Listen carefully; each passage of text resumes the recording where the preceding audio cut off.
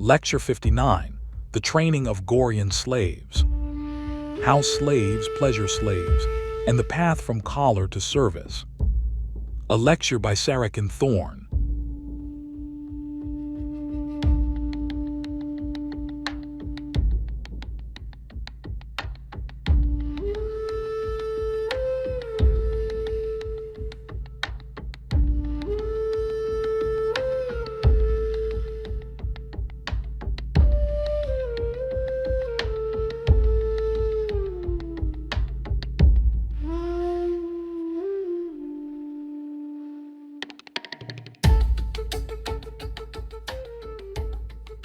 Part 1 Opening.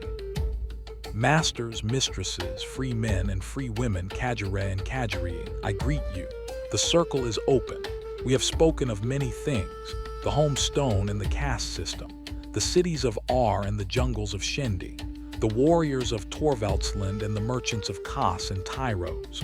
We have spoken of the economy of Gore, the measurement of time, and the codes that bind free men.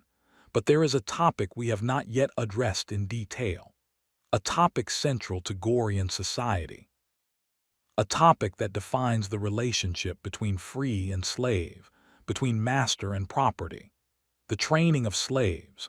Not every slave is the same. A kettle girl who scrubs floors is trained differently from a tower slave who attends a free woman. A pleasure slave who serves at a feast is trained differently from a bath girl who works in the public baths.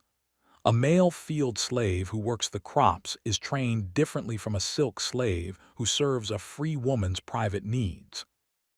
This lecture will cover the training of Gorean slaves, both female and male. We will discuss the types of slaves and their roles, the training process from capture to collar to service, the positions, the serves, the dances, the rituals, the differences between male and female slaves, and the cultural attitudes that shape Gorean slavery. The circle is open. Part 2, The Terminology of Gorean Slaves. Before we discuss training, let us establish the terminology. The Gorean language has specific words for slaves. The phrase La Kajira means I am a slave girl in the Gorean lingua franca. The word Kajira is the feminine form used for female slaves. The plural is Kajeri. The masculine forms are Kajeris for a single male slave and Kajiri for multiple male slaves. These endings are borrowed from Latin noun declensions, similar to the distinction between alumna and alumnus. The construction Kajiras is incorrect but appears occasionally in third-party writing. A proper Gorean would not use it. Most slaves on Gore are female. The books emphasize this. Female slaves are the primary focus of the Gorean slave economy. Male slaves are fewer in number and serve different functions. BTB plus principle applied.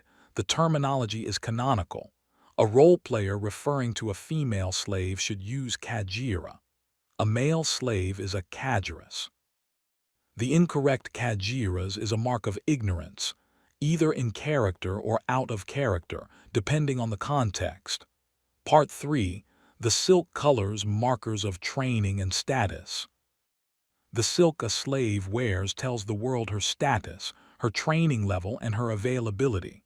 White silk. A white silk is a Kajira who has not yet been opened, a virgin. She is not to be sexually used unless her owner decides to raise her silk level. The white silk is rare. Norman's books depict it infrequently because virgin Kajeri are usually enslaved soon after their capture. On Gore, a white silk girl is untouched. Her value is in her unused state. Some masters keep their favorites in white silk for years, a mark of control, not kindness. In roleplay communities, a white silk girl is often restricted from sexual use until her trainer or owner decides otherwise. Yellow silk. The yellow silk is a specific designation. On Gore, a yellow silk is a girl owned by a paga tavern. Her use can be purchased for the cost of a bowl of paga. In roleplay training, yellow silk often denotes a Kajira who is in training. One source notes that after proving proficiency in basic positions and serves, A kajira is awarded yellow silk status, available for intimate service, but not yet expected to be perfect. Red silk. A red silk is a fully trained kajira who is not a virgin. She serves any free person who chooses to use her. She is available for sexual play. She has few to no limits. Her sole purpose is to please the free in any way they see fit, without question, without argument. Most kajiri wear red silk for most of their lives. It is not a badge of shame. It is a statement: I am experienced. I know my purpose. The reality of silk colors. In real-life Gorean communities, silk colors are used to denote levels of training and to give the slave a sense of progress and accomplishment. Without this structure, training goals can seem meaningless to the slave. In homes with multiple slaves, silk colors help establish a chain of command. BTB plus principle applied. The silk colors are canonical. White silk equals virgin unused. Red silk equals experienced. Yellow silk equals Paga Tavern canon, or training status, roleplay expansion. A BTB plus approach respects the canonical meanings while acknowledging the roleplay extensions as logical adaptations for community use. Part 4. Types of female slaves, roles and training specialties. Not all kajiri are trained for the same purpose. The books describe a wide variety of slave types, each with its own training focus. Pleasure slave. The pleasure slave is the most written about and most romanticized slave category. Her main function is providing sexual services. However, her training includes broader skills such as dancing, cooking, and conversation. A pleasure slave is trained to be beautiful, to serve, to entertain, and to please. Kettle girl / kettle and mat girl. A kettle girl or pot girl is a slave employed exclusively for domestic work. She scrubs floors, cleans pots, fetches water. Her training focuses on household maintenance, not on sexual arts. A kettle and mat girl has divided responsibilities, household tasks, and sexual service. The term kettle and mat girl is more prestigious than kettle girl. Her training includes both domestic skills and the arts of the pleasure slave. Tower slave. A tower slave is a private maid in a household. She attends to the free women of the house. Her training focuses on service, discretion, and household management. She is valued for her competence and her loyalty. Bath girl. A bath girl works in the public baths. She serves as a prostitute and masseuse. Her training includes massage techniques and sexual service. She is a common figure in the larger cities. Paga slave or paga slut. A paga slave serves the alcoholic drink paga in a tavern. Her service usually includes sexual tasks. She is the property of the tavern owner, available to customers who purchase her services along with their drinks. Flute girl. A flute girl is versed in playing the flute. She is employed at feasts and may also serve sexual tasks. Her training focuses on musical performance, a specialized skill that makes her more valuable. Camp slave. A camp slave is rented out to satisfy sexual needs during military campaigns. She accompanies the army. Her training focuses on endurance, obedience, and serving multiple masters in rapid succession. Feast slave. A feast slave is rented out at feasts as a pleasure slave. She is often highly trained in dancing, serving, and the arts of entertainment. Coin girl. A coin girl is a kajira used by her master as a streetwalker. She works the streets, bringing in income from strangers. State slave. A state slave is owned by a particular polity, a city, or a government, and used for the domestic needs of citizens. She is not owned by a private master. BTB plus principle applied. These categories are described in the books. A BTB plus approach respects the distinctions and uses them to guide training. A kettle girl does not need the same training as a pleasure slave. A tower slave does not need the same training as a flute girl. The type of slave determines the type of training. Part 5. The training process, from capture to collar. The training of a Kajira is systematic. It begins with capture and ends with service. Stage 1. Capture and processing. A woman captured in war, purchased from slavers, or born into slavery begins her life as property.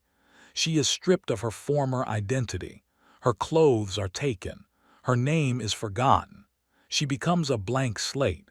Stage 2. The kennel. New slaves are housed in kennels. They are not yet trained. They are not yet marked.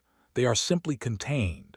In the kennels, slaves begin to learn the first lessons: obedience, silence, and the basic positions. They observe trained slaves. They are fed on a schedule. They are disciplined for infractions. Stage 3. The branding. The branding is the slave's formal entry into Gorean society as property. The ceremony is described in the sources. The master secures the slave in the branding rack, an X-shaped table with manacles for the wrists and ankles. A clamp holds the left thigh motionless. The master holds up the heated branding iron white-hot for the slave to see. He says, "You will soon be branded, girl." When the brand is ready, he holds it above her left thigh and says, "You are now to be branded, slave girl." He presses the iron firmly into her skin for 5 full ayin, approximately 7 earth seconds, then swiftly removes it. He examines the mark, ensuring it is clean and deep enough to create an excellent brand.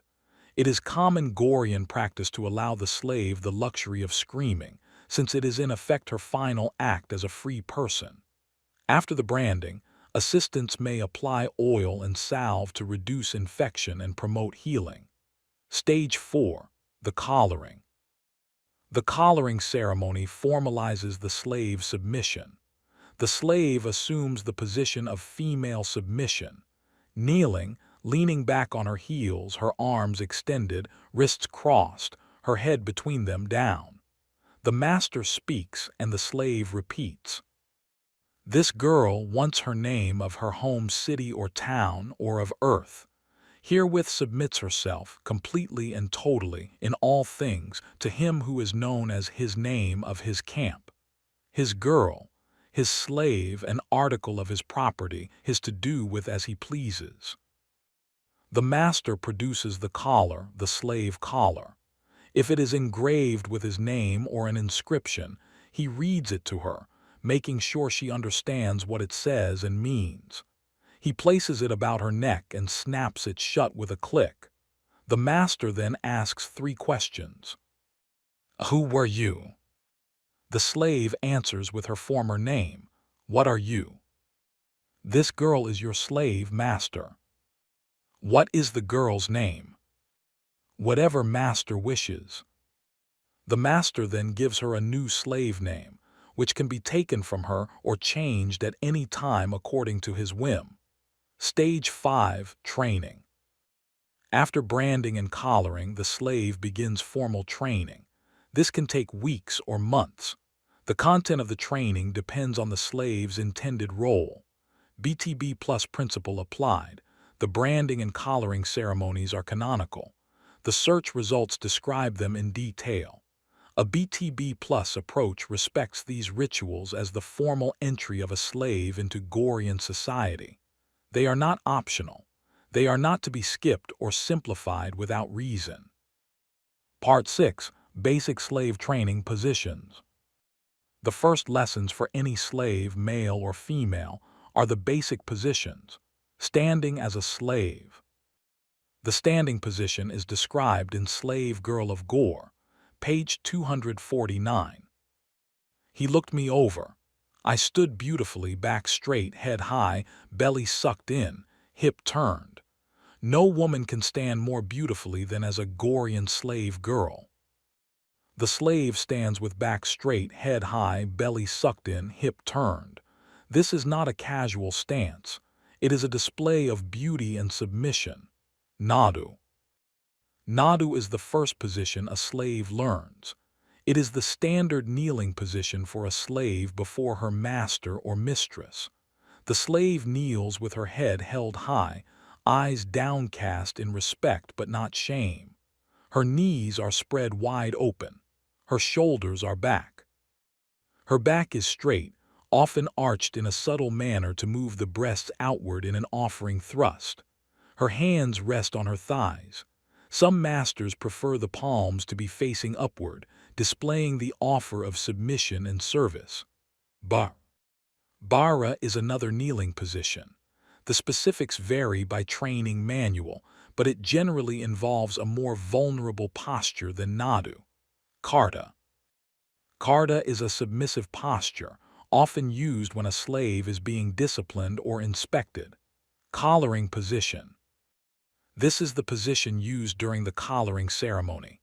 Kneeling, leaning back on her heels, arms extended upward with wrists crossed, head between them, lowered. Gorean bow. This position is used in inventive serves and is part of the belt dance. The slave kneels in Nadu, bends her body backward, places her head to the floor, hands by her head, palms down, then pulls up into a back bend. The position is painful and not maintained for long. BTB plus principle applied. These positions are canonical. They appear in the books. A BTB plus approach insists that a trained slave knows these positions and can assume them on command. A slave who cannot perform Nadu is not trained. Part 7. Basic Slave Training, Serves and Knowledge. Beyond positions, a slave must know how to serve food and drink, and must understand Gorean terminology. Serving drinks. A slave must be able to serve paga, black wine, kalana, and water. Each drink has its own ritual. Paga is served in a particular vessel. Black wine is strong and heavily sugared, served in tiny cups. Kalana is the common wine of Gore. The slave kneels, offers the tray or cup, and speaks the appropriate words, master or mistress as required. Serving food. A slave must know what bask, vulo, parset, and satarna are. Bask is the huge ox-like animal of the southern plains, a staple of Gorean diet. Vulo is a small bird similar to a chicken or pigeon commonly eaten. Parset is a root vegetable. Satarna is the staple grain of Gore. A single serve of a meal will be demonstrated. The slave presents the plate, the utensils, and withdraws gracefully. Food and drink terms. The slave must understand the vocabulary of Gorean food and drink. This is not optional. A slave who does not know what bask is cannot serve it properly. BTB plus principle applied. These serves and knowledge requirements are described in the sources. A BTB plus approach insists that a trained slave can perform these serves correctly. A kettle girl may not need to serve paga if her role does not require it, but a paga slave certainly must. The type of slave determines the required serves. Part 8. Advanced Training, Dances, and Entertainment. For pleasure slaves and feast slaves, dance training is essential. The belt dance. The belt dance is described in Assassin of Gore. It involves the Gorean bow position, where the slave bends backward, her head touching the furs, her body, a cruel, helpless bow. The dance is a display of flexibility, beauty, and submission. General dance training. A kajira must be able to dance for the entertainment of free persons. The dance is not just movement. It is a performance of beauty and desire. The slave uses her body to please the eyes of the free. Other entertainment skills. Flute girls must be trained in playing the flute. Singing girls must be trained in vocal performance. The more skills a slave has, the more valuable she is. BTB plus principle applied. Dance training is canonical. The belt dance is described in the books. A BTB plus approach respects the dance as a legitimate part of pleasure slave training. A role player portraying a trained pleasure slave should be able to describe or perform such a dance. Part 9. the training structure and schedule. The search results provide a sample training schedule. Kettle period. A new slave, whether male or female, remains in kettle for a minimum of 3 days. During this period, the slave's attention is devoted entirely to learning. The slave may not visit other camps or engage in casual conversation. The slave's focus is on the trainer, the home stone, and the lessons. Kettle restrictions. Kettle slaves may not sit and converse. They do not have permission to private message with masters or mistresses, except for training purposes. However, a kettle slave may serve food or drinks to the trainer to practice, and may be asked to do so privately. Training days. The slave shows up each day they are to be trained. These days are spent learning, training, or observing. The trainer. Each slave is assigned a trainer who meets with them as scheduled. However, the slave is expected to study independently as well, reading the Kajira manual, studying the home page, researching Gorean links, asking questions, watching serves and dances and activities in camp. Conflicting advice. When masters or mistresses offer conflicting advice, the slave does not argue. The slave brings the matter to the trainer to be settled or further explained. Testing. After proving proficiency in the basic tests, positions, serves, Gorean terminology, the Kajira is awarded a camp training collar and yellow silk status. She is then available for complete and intimate service, though not yet expected to be perfect. Further testing includes a Gorean dance performed for the entertainment of the camp. Upon satisfactory completion, the slave is awarded full camp Kajira status. BTB plus principle applied. The training structure is derived from role-play community practices, not directly from the books. However, it is a logical expansion. A BTB plus approach accepts such structures as helpful frameworks for role-play as long as they are not presented as canonical. The key is honesty. This is how we do it in this camp. It is not the only way, and it may not be how Norman imagined it. Part 10. Male slaves, the Kajiri. Male slaves on Gore are far fewer than female slaves. They serve different functions and their training is different. The rarity of male slaves. Gorean men can only rarely be effectively tamed. Most male slaves are considered inherently slightly dangerous. They have little value other than as unskilled heavy labor, often kept under continual armed guard. Men conquered in war who are not left free are more often killed than enslaved. Women in the same situation are almost always enslaved, because Kajiri are a readily negotiable commodity. Field slaves. Most male slaves are bought and sold as captives of war and conquest. They are purchased mainly to endure hard manual labor, toiling in mines and fields, living brutal lives during their time in bondage. Field slaves work the crops. They are commonly dressed in plain, sturdy slave tunics with shorn hair. Fighting slaves. Many cities have arenas for gladiatorial combat. This combat is often quite lethal. Many fighting slaves are seriously injured or killed during these games.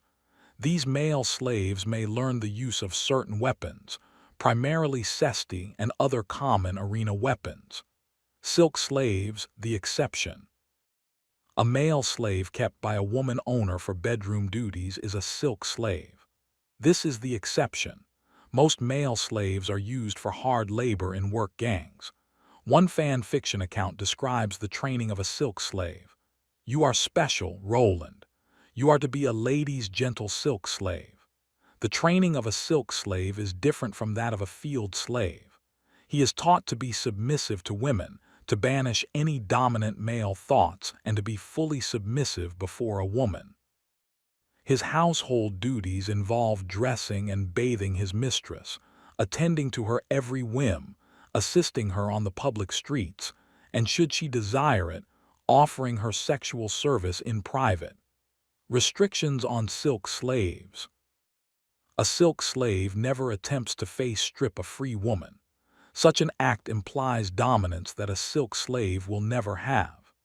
When a free woman makes use of a cadgerus sexually, he is often chained so that he is unable to hold her in his arms, since allowing this would be considered to add a note of male domination to the lovemaking.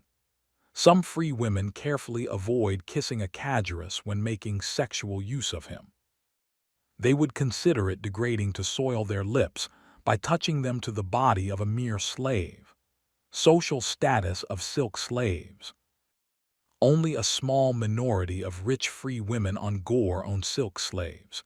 It is often not very easy or convenient for a free woman to obtain the sexual use of a cadgerus whom she does not personally own. In the city of R, the largest city of known Gore, it is strictly forbidden by law. Silk slaves are generally despised by free men on Gore. Their type of slavery is often considered rather unnatural. The collar of male slaves. Kagiri do not usually wear locked collars. Rather, they wear a band of iron. This distinguishes them from female slaves, whose collars are locked and often decorative. BTB plus principle applied. The distinctions between male and female slaves are canonical. Male slaves are fewer, less valuable, and generally relegated to manual labor. Silk slaves are the exception. A BTB plus approach respects these distinctions. A role player portraying a cadgerus should understand that he is not equivalent to a kajira. His training is different. His status is different. His value is different. Part 11. The right of submission, a free woman's choice. The right of submission is the formal process by which a free woman may choose to become a slave. When it is invoked, if at any time or for any reason, a free woman decides that it is in her best interests either to become a slave or to openly submit herself to a male for his protection and use, she may perform the right of submission. However, many free women would rather die than perform such a subservient act. It is important that a free woman understand that when this right is invoked, there is no going back. The ritual. The free woman face strips herself, publicly announcing that she willingly submits to the individual she has chosen. She then assumes the position of female submission, kneeling at her captor's feet, leaning her body back, sitting upon her heels with her arms extended upward, crossed at the wrists, and her head beneath them lowered in supplication. The consequences. If the male accepts her, she becomes his slave and forfeits all titles, rank, and property immediately. If he does not, she accepts the consequences of her actions, even if it means her death. In the case of a warrior, the consequences are even more dire. A warrior is not permitted by his codes to abandon the female while she is still alive. Therefore, most warriors have no qualms about putting the submitting female to death on the spot. Indeed, to a warrior's mind, it is better by far to take the supplicant's life than to abandon her to be randomly enslaved by the first person who comes along. A free woman does not invoke the right of submission hastily. The very act can cost her her life. BTB plus principle applied. The right of submission is canonical. It is described in the books. A BTB plus approach respects its permanence and its danger. It is not a game. It is not a convenience. It is a life-altering and potentially life-ending decision. Part 12. Cultural attitudes toward slaves. The cultural framework of Gorean slavery is important to understand. Slaves are property. From the document found in a real-world investigation, if you are a woman practicing a Gorean lifestyle, you do not have a name. Your identity is Kajira, a slave, and you serve a master who orders you to do whatever he pleases. You have no rights and never address yourself as I or me. Instead, you address yourself as master's slave. Once you are a Gorean slave, you lose all human rights. Slaves are not seen as people. They are, according to Gorean followers, human animals. Masters make decisions for them. Slaves are valued property. While slaves have no rights, they have value. Beautiful slaves are prized the most. If slaves are not beautiful, both in looks and personality, they are killed or do menial work. A master who beats his slave bloody is not a criminal, but he is a fool. He is damaging his own investment. Slaves are human animals. The distinction is crucial. A slave is not non-human. She is a human animal. She retains human form, human desires, human needs, but she has been stripped of the rights and status of freedom. Slaves can be proud. Despite their status, slaves can take pride in their training, their beauty, their service. A well-trained Kajira is a testament to her master's wealth and her own competence. BTB plus principle applied, the cultural attitudes towards slaves are canonical. They are uncomfortable by modern Earth standards. A BTB plus approach does not soften them. It does not import modern human rights concepts into Gore. The slave is property. The slave is a human animal. That is the Gorean view. Respect it even when it is uncomfortable. Part 13. What destroys the feeling? BTB plus perspective. Do not do these things, treating slaves as free persons with rights. They are not, they are property, ignoring the training process. A slave who does not know the basic positions or serves is not trained. Playing an untrained slave as if she were trained is unrealistic, confusing the silk colors. White silk equals virgin. Red silk equals experienced. Yellow silk equals training status. Do not mix them up, making male slaves equivalent to female slaves. They are not. Kajiri are fewer, less valued, and generally used for manual labor. Silk slaves are the exception, forgetting the collar. A slave wears a collar. It is the symbol of her status. It is not optional, forgetting the brand. A permanent slave is branded. The brand is a mark of ownership. It is not optional, making training too easy. Training takes time. A slave who learns Nadu in 5 minutes is not a Gorean slave, ignoring the right of submission. It is a formal ritual with permanent consequences. It is not a casual act. BTB plus principle applied, the foundation is the books. The training of slaves is described in the novels. The rituals are described. The distinctions are described. A BTB plus approach respects this foundation and does not replace it with modern fantasies about empowered slaves or slaves with rights. Part 14, Closing the Circle. I have spoken. Now I ask you to consider. The training of a Gorean slave is not simple. It is not quick. It is not optional. A Kajira must learn to stand beautifully, to kneel in Nadu, to serve food and drink. She must know the silk colors, the positions, the serves. She may be trained as a kettle girl or a pleasure slave, a tower slave or a bath girl, a paga slut or a flute girl. A Kajiris, a male slave, is different. He is fewer in number. He is less valued. He is most often used for manual labor. But a silk slave, a male slave owned by a free woman for bedroom duties, exists. He is the exception. The branding and the collaring are rituals. They mark the transition from free to slave, from person to property. The right of submission is the free woman's choice to become slave, a choice that cannot be undone. The cultural attitude is clear. Slaves are human animals. They are property. They have no rights, but they have value. And a well-trained slave is a testament to her master's wealth and her own dedication. This is Gore, not Earth. The modern reader may recoil. The modern player may be uncomfortable. That is acceptable. Discomfort does not invalidate the world. The circle is yours.